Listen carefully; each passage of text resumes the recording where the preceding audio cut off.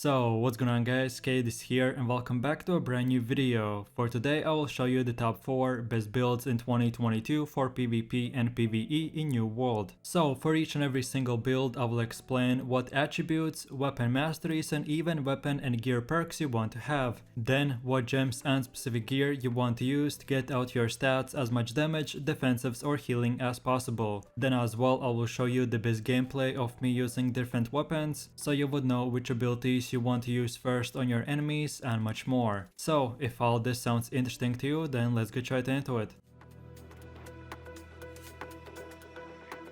So then moving over to the first build, which is the one and only bow and rapier, and these are the attributes you want to have. So no matter from which level you start using this build, you first of all want to get your dexterity to 200 and then get 50 points in constitution and then continue putting everything else in dexterity, and around level 60 you should have 350 dexterity and 100 constitution. And lastly for your gear you want to go with the light category, and the best setup is to have medium chest piece and then the rest light equipment.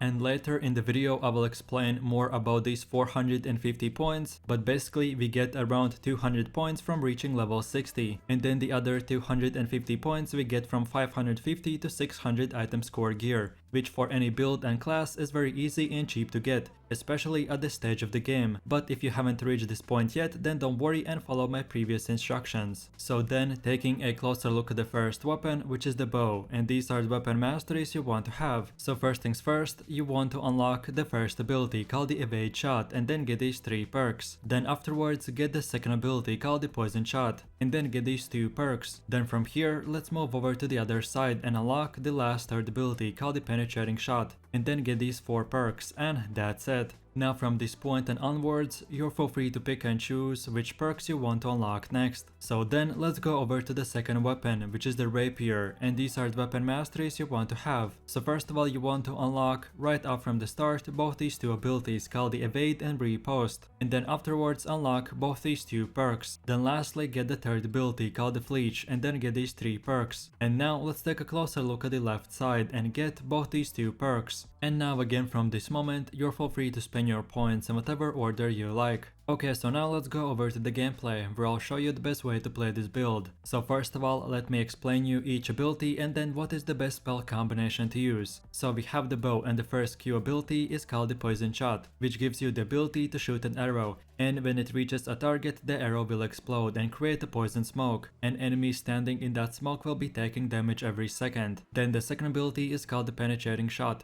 which deals a lot of damage and the arrow itself can go through multiple players, which makes the spell very useful in PvE and 50v50 wars. And lastly, our third ability is called the evade shot, which when using makes your character leap back 5 meters. So then moving over to the second weapon, which is the rapier, and the first Q spell is called the evade, which by activating makes you invulnerable for a split second, and it can be good in dodging enemy attacks, but you have to know how to use it. So then we have the second ability called riposte, and it is reflect, which means that when you activate it, and if an enemy hits you, you will reflect the incoming damage from you to him. So if he does an F ability on you, instead of you getting hit, he will hit himself. And lastly we have the fleech ability, which deals damage and provides a small but nice mobility / dash spell. Okay, so the best way to attack a player is at the start, always try to have a distance between you and the enemy. So no matter if you're farming mobs in PvE or doing solo or group PvP, the same principle and rules apply. So from distance you want to use the bow, and the way I like to do it is shoot 1 normal attack, then shoot 1 poison shot and then use the penetrating shot, and this will poison the enemy and make him take damage every second. Then from here always try to keep on using your dodge rolls and swapping your weapon, and this will activate your perks on the bow, giving you the ability to get haste and damage increase. So for as long as you keep your distance, keep on using the bow, but then when the enemy comes close to you or you to him, switch to the rapier and use the riposte ability and reflect the next incoming attack. Then I usually spam the evade ability as its cooldown is very short and it will give you a small cooldown reduction, and lastly use the evade ability to dash into the enemy or try to create even more distance, and then switch to the bow, and by using the evade shot and normal attacks you should be able to finish off the enemy. My main point that I want you to understand is to use the bow for ranged attacks, and for close distance fighting keep on using the rapier left clicks. Both weapons are very high damage and the rapier is more meant for spamming left clicks, while the bow will take more time to practice aiming. And then last thing I want you to practice is dodge rolling and swapping your weapons back and forth. So it's very simple. You normally run, then dodge once, and before the animation ends, you swap your bow weapon, so then without the animation you can dodge twice. And this will give you more crit chance and just general movement speed. This one dodge and swapping from bow to rapier and then back to bow will give you nice speed boosts, which you can use just normally to run around the map a lot faster, or in PvP and PvE to create more distance and make yourself a very hard target to catch. So now for my last and final conclusions for this build. This bow and rapier weapon combination right now is one of the best DPS builds in the entire game. So then last but not the least, for the bow and rapier you want to use the opal gem, and then for your gear use the Enix gems. And then on top of all this, for the best weapon and gear perks for your bow you want to get the vicious perk, which will give you plus 11% crit damage. Then second of all, get the keen perk, which will give you plus 11% crit chance. And then lastly, get the enchanted perk, which will give you increased light or heavy attack damage. But like you can see in the screenshots, if you just have one of these perks, and then with the combination with something like the chain void, then this is a still very good weapon to have. So then for the rapier, you again want to get the keen, vicious or enchanted perks. Of course, if you get two of them, then that is a god weapon, but if you just get one of them with the combination with something like keenly jagged or anything else that might give you extra damage or bleeding over time, then again you want to have that as well. And then for your ring, you want to have at least the keen awareness perk, which will give you another plus 11% crit chance. And then mostly for the gear, you want to get the resilient perk, which will protect you against critical hits. Then second of all, get the refreshing perk, which after using every single rapier hit reduces your max cooldowns by 2.8%. And then lastly, in the best case scenario, you want to get the enfeebling poison shot perk, so that the poison shot ability that you do on top of the green poison smoke damage now will reduce your target's damage by 14%. And a quick disclaimer I want to make is that you should only get these best perks at the max level, and from around gear score 550 to 600, because under 550 the item power you will be changing your gear very fast. So to not waste money or time, only start thinking about getting the best perks at the end game. So in a quick summary, if you're looking to do top 1 damage on the leaderboards, or you just enjoy bows for PvP and PvE, then this is the best build for you, so enjoy! So then moving over to the second build, which is the best healer build, and for the weapons we want to use the void gauntlet and live staff. And these are the attributes you want to have. So first things first, if you start from level 0, you want to get your focus to 150 and then start building your constitution. And around level 60 you should have 300 focus and 150 constitution. And lastly, for your gear you want to go with the medium category. And the best gear setup is to have heavy helmet, heavy chest armor, medium gloves, light pants and medium boots. And this will give you 22.9 kg weight, which is exactly just below the heavy weight category. So then moving over to the first weapon, which is the void gauntlet, and these are the weapon masteries you want to have. So first of all, you want to unlock both these two perks and then get the first ability called the Oblivion and then get these two perks. Then afterwards unlock the second ability called the Petrifying Scream and then get these two perks. And now let's move over to the other side and unlock the last third ability called the Orb of Decay and then get these 3 perks, and that's it. Now from this moment you can unlock all the other perks in whatever order you like. So then let's go over to the second weapon, which is the live staff, and these are the weapon masteries you want to have. So first of all, you want to unlock this one perk and then the first ability called the Sacred Ground, and then afterwards unlock all these 3 perks. Then now let's go over to the other side and unlock this one perk and then the second ability called the Beacon and then get these 2 perks. Then lastly unlock the last third ability called the Light's Embrace and then get these 2 perks. And now from this point you'll feel free to spend your points in whatever order you like. Okay, so now let's go over to the gameplay where I'll show you the best way to play this build. So first of all, for the Void Gauntlet we have the first Q ability called the Oblivion, which creates a circle around you and your teammates inside the circle will get 20% damage increase. But on the other hand, your enemy standing in the circle will be taking void damage every second. And a really nice thing to do is while standing in the circle do a bunch of medium jumps. And because of the perks we have selected, we and any other allies in the circle will be getting plus 15 stamina each jump. So this will give us the ability to dodge more enemy attacks and gain more stamina by doing that. I found this feature very useful in wars to escape enemy attacks or in PvE. So then for the second ability we have a Petrifying Scream, which when using will unleash a Void Scream and this will stagger and root enemies in front of you. And then lastly we have the third ability, which is called the Orb of Decay, and you can fire this orb which can go through your targets. and each enemy that it hits it will deal decent damage and reduce their damage absorption, and then later that orb will come back and heal your nearby teammates and yourself. And lastly, if you hold the right mouse button you can regain more mana, but in exchange your health will go down. This is the only build that I would recommend to use this mechanic. So if you're standing in your own healing circle and you really need more mana and your mana potions are on cooldown, then hold the left mouse button for a second or two and you should be good to go. So then for the second weapon we have the life staff, and your Q ability is called the Sacred Ground, which you have to point and select the area you want to place it in, and then cast it for a split second. Then the R ability is called the Light's Embrace, and it basically works the same way just for a single target. And of course you can heal yourself by holding the control button and then activating the spell. And then lastly we have the F ability called the Beacon, which you can just activate, and it places a huge healing circle on the ground. So then this build's main objective is to heal your teammates, but at the same time support them with extra damage increase. So the way you want to use this build is first of all use your life staff and use all the 3 healing spells. I prefer to use the Beacon and then the Light's Embrace ability, and this way my healing is increased. And with the low Light's Embrace cooldown I can basically spam it every 2-3 seconds. And on grouped up enemies I use the Sacred Ground ability. And then when your teammates call out to give them extra damage, then switch to the Void Gauntlet and use the Oblivion spell and give them extra damage. Usually when my life staff abilities are on cooldown, I use the Petrifying Scream and then the Orb of Decay, and this roots enemies in front of me and I can heal myself and nearby teammates. So in general my suggestion is to use the life staff for auto attacking and healing, and then only use the Void Gauntlet for abilities so you could increase your damage or stun your enemies, because your life staff will deal a lot more damage. So then for my last and final conclusions for this build, this Void Gauntlet and life staff weapon combination is very strong and it is definitely the new meta for healers. And then lastly for the life staff you want to use the Diamond Gem,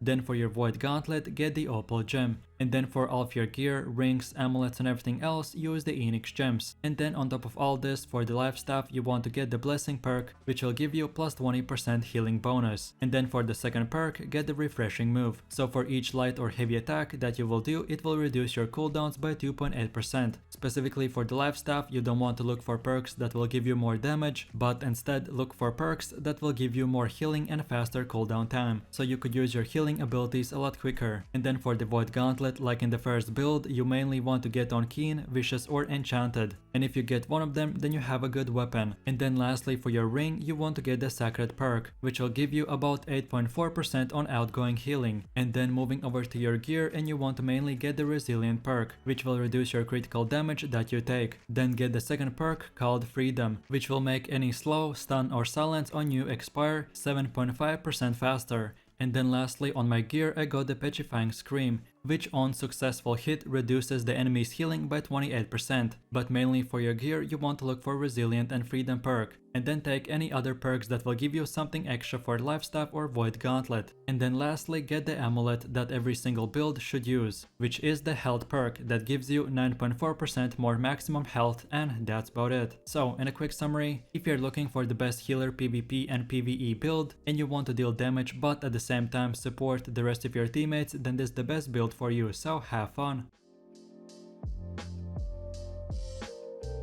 So then moving over to the next build, which is the Fire Staff and Ice Gauntlet, and these are the attributes you want to have. And no matter from which level you start using this build, you first of all want to get your intelligence to 150. And then get 100 points in Constitution, and around level 60 you should have 300 intelligence and 150 Constitution. And lastly for your gear you want to go with the medium or light category. I have seen bunch of good players with light equipment in Outpost Rush and Expeditions, and I have seen the same amount of players running the medium armor in Wars, Open World PvP and PvE. So whatever you choose, if you go with the light category then use one medium chest piece and then the rest light armor, or if you go with the medium category then the best gear setup is to have heavy helmet, heavy chest piece, light pants, medium boots and medium gloves. So then moving over to the first weapon, which is the Fire Staff, and these are the weapon masteries you want to have. So first of all you want to unlock right off from the start the first ability called the Pillar of Fire, and then the next perk to him as well. Then afterwards unlock the second ability called the Fireball, and then get these 2 perks. Then from here let's move over to the other side and get both these 2 perks. And now let's get the last third ability called the Burnout, and then get these 3 perks, and that's it. Now from this point you can spend your points in whatever way you like. Okay, and now let's move over to the second weapon, which is the Ice Gauntlet, and these are the weapon masteries you want to have. So first of all, you want to unlock, right off from the start, the first ability called the Ice Spikes, and then get these 3 perks. Then afterwards, unlock the second ability called the Ice Storm, and then get these 3 perks. Then from here, let's move over to the other side and unlock this 1 perk, and then the last third ability called the Ice Shower, and then get this 1 last perk, and that's it. Now again, from this moment, you can spend your points in whatever order you want. Okay, so now let's go over to the gameplay, where I'll show you the best way to play this build. So first of all, we have the Fire Staff, and the Q ability, aka the Burnout, is a big dash spell, which you can use for mobility, or if you hit enemies while dashing, they will take extra burn damage. Then the R ability is called the Pillar of Fire. I usually only use it on grouped up players and never in a 1v1, because it will deal decent damage, but you have to stand still for a second while casting the spell, and by doing that you become vulnerable to the enemy shots, so basically only use it in group PvP or PVE. And then lastly, we have the F ability called Fireball, which is very powerful damage spell that makes the ground burn for a few seconds, so you can just aim it at the ground where the target is standing on and it will damage him as well. So now let's move over to the second weapon, which is the Ice Gauntlet, and your Q spell is called the Ice Storm, which all enemies standing in it will get damaged and slowed, and the more enemies you hit, the higher damage you will get. Then your R ability is called the Ice Shower, and if players go through it, it will stun them, and this ability is very useful in trapping your targets. And then lastly, our third ability is the Ice Spikes, which when activating creates this trail of spikes in straight line, which deals damage in AoE range, and if the target is below 30% health, a lot of times you can just one-shot him. This ability is very useful and has high damage if you use it correctly. So as far as your ability combinations go for the Ice Gauntlet, when farming mobs or even players, the best spell combination to do is place the Ice Storm, aka the Q ability, on grouped up enemies, and if you see an enemy stunned, then use the Ice Spike ability and do a bunch of damage. Or another way to set up your Ice Spike ability is to run into the enemy and place the Ice Shower spell, and if the target touches the ice wall, he will get stunned, so then you can use the Ice Spikes and it will be easier to hit the enemy. The thing that you need to understand about the Ice Spike ability is that the trail of spikes is actually a pretty small line, so especially in PvP it's pretty hard to hit moving player, so most of the time I only use it when I see that I can 100% hit multiple players or a single stunned player. And then of course, as far as your Fire Staff abilities go, use your Fireball and Pillar of Fire on grouped up enemies, and to run away from players or run towards them, use the Burnout ability. And especially in Wars or Outpost Rush, the spell is really good because when you use it and it dashes, it will do damage to all players that you just dash through, so you can easily one-shot your enemies and get the last hit to get the kill. So with all this said, now let's go over my final conclusions for this build. This Fire Staff and Ice Gauntlet weapon combination was nerfed recently, and it doesn't do that much damage as it used to, but it is still a very good build for mage class. And then last but not the least, for the Ice Gauntlet you want to use the Malachite gem, then for your Fire Staff get the Opal gem, and then for your gear, amulets, rings and everything else use the Enix gems. And then on top of all this, for the Ice Gauntlet and Fire Staff you want to go again with the Keen, Vicious or Enchanted perk, but like you can see on my Fire Staff, just the Keen with Vicious is already the best of the best perks that you could ever wish for. And then for your gear you mostly want to look for things that will help you with the Fire Staff, and one of them is the Refreshing Pillar of Fire, which will reduce its abilities cooldown by 14% per each enemy hit. Then like for any other 600 item score gear, you want to get the Resilient perk on as many gear pieces as possible. And then the second perk called the Empowering Fireball, which will deal plus 31% extra damage to the Fireball ability. And then lastly, for all the builds, you want to get this amulet with the Health perk, which will give you plus 9.4% more health. And then lastly, you want to get this one ring with Keen, Awareness and Burning perk, which will give you plus 11% critical chance, and for all of your burning effects they will last plus 14% longer, and that's about it. So if you're looking for still one of the best and most DPS builds for the mage class, then this is the best weapon combination for you, so have fun.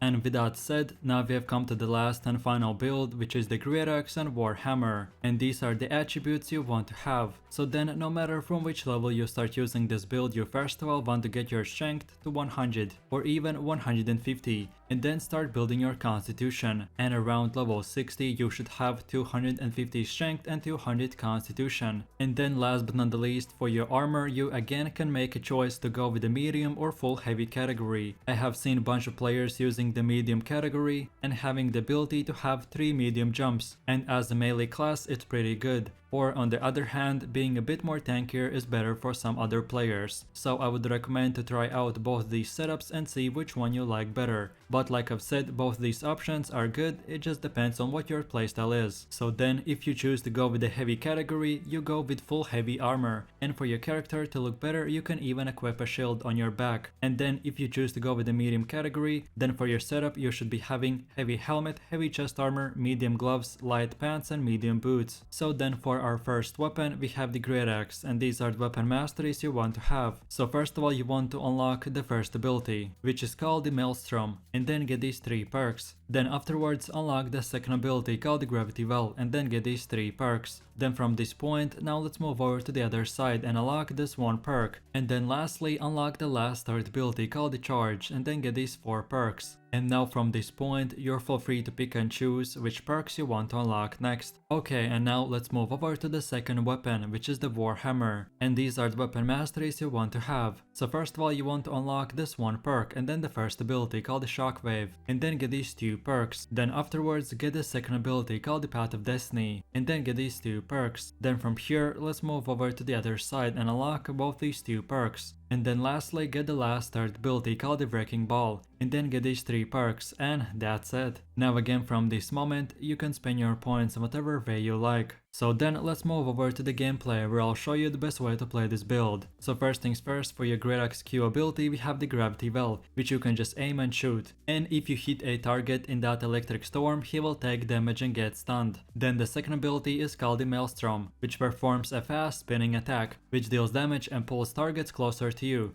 And lastly we have the F ability called the charge. And this is another dash ability, which will deal damage and give you more mobility. And now let's go straight into the warhammer. And the first Q spell is called the shockwave, and when using the spell it will give us the ability to slam down the hammer and create a small earthquake, and all players standing in it will get stunned for 2 seconds. Then for the second ability we have the path of destiny, which creates a huge electric wave, and all enemies standing in this path will be taking bunch of damage. And then lastly we have the F ability called the wrecking ball, which when using strikes down the ground with your warhammer, and that deals additional damage and flattens your target. So then the way you want to attack an enemy is by first of all using the gravity well, which will stun your target, and then follow that up with the maelstrom ability, which will do damage and pull your target closer to you. Then at this point switch to the warhammer and use the shockwave and then path of destiny. And then lastly when all of these spells are on cooldown, hit the enemy with the wrecking ball. Then from this point switch back to the great axe and keep on using heavy attacks, and if you ever need to use the blocking system then do that as well. And then lastly I always save my charge ability to run away from the enemies or to catch them, so I recommend for you to save it for later. And then don't forget to use the medium or heavy jumps to escape enemy abilities, and that's about it. So now for my last and final conclusions for this build.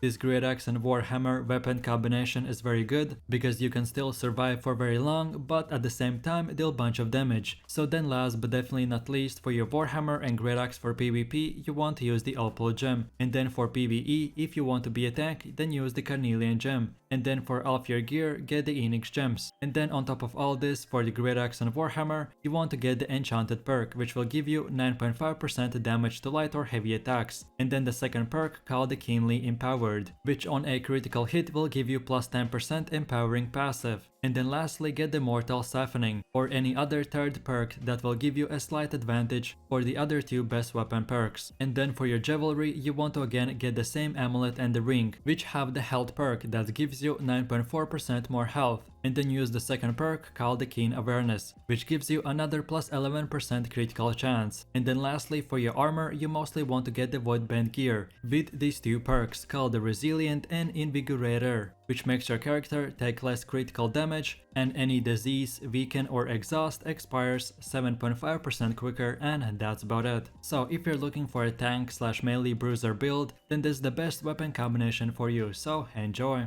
And that's about it. So I really do appreciate everyone for watching guys, and I hope you enjoyed it. If you have any suggestions, feedback or other good PvP or PvE builds that you would like to see in the next video, then feel free to leave your comments in the comment section down below. And while you're doing that, please click like, subscribe and enable that notification bell, so this way you could support the channel and you won't miss any more amazing content from me. With that said, you have an amazing day and I'll catch you in my next video. So take it easy, peace. Yo, I ain't here